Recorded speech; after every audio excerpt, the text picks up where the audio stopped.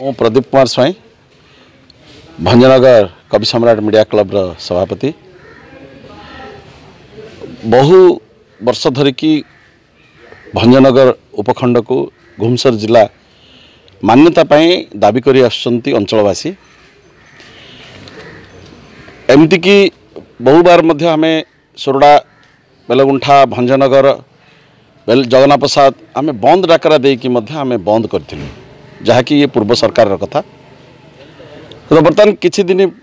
पर पुणी आमे आशा करिथिलु जे सरकार परिवर्तन हेलेनी, एथर बोधे आमको घुमसर जिला निष्पत्ति निया जिवो, किंतु आज सुधा यार कौन प्रकार फलप्रद हो पारनी,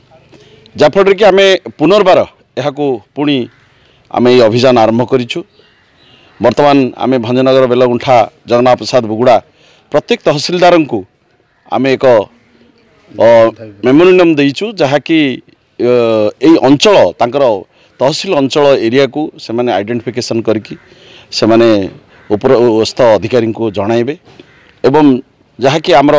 जो जो ब्लॉक ये अंतर्भुक्त अच्छी से ब्लॉक गुड़िक निश्चित भाव अति शीघ्र से माने तांकर मैप द्वारा से माने इंडिकेट जनइला सूचना देला परे आमे आशा करूछु निश्चित भाव यह अति शीघ्र घुमसर जिले में परिणत हम। मुएल सतीश रेड्डी,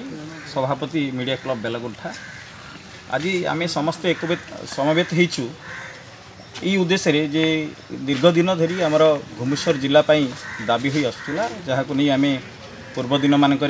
बेलगुंठा बंद मध्य करिछु विभिन्न संघर सहायतार सहयोग रे, एवं आम आशा करिथिलु जे नेबे, किंतु देखा जाउछि जे आज पर्यंत कौनसी से माने पदक्षेप नहीं नाहांती, कालक्षेपण नीति अवलंबन करुचंती, जद्वारा आमे पुणी गतकाली आमे घुमसर दिवस मध्य उत्साह सहित पालन करिछु। एवं आज आमे एठी उपस्थित होइछु मान्यवर आमर जो तहसीलदार अच्छी उद्देश्य आमे एक स्मारक पत्र देइछु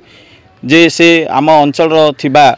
जागा चिन्हट करेंगे एवं ए दिगरे जो सरकार को जणाइबे जे कौन कौन को जगह बा स्थान रही अंचल अंडर रे, एवं ताकू नहीं सरकार खूब शीघ्र आमको घुमसर जिला घोषणा हवा दिगरे सहायता करेंगे आम आशा करुँ। से अवसर आम ए सब आज एकत्रित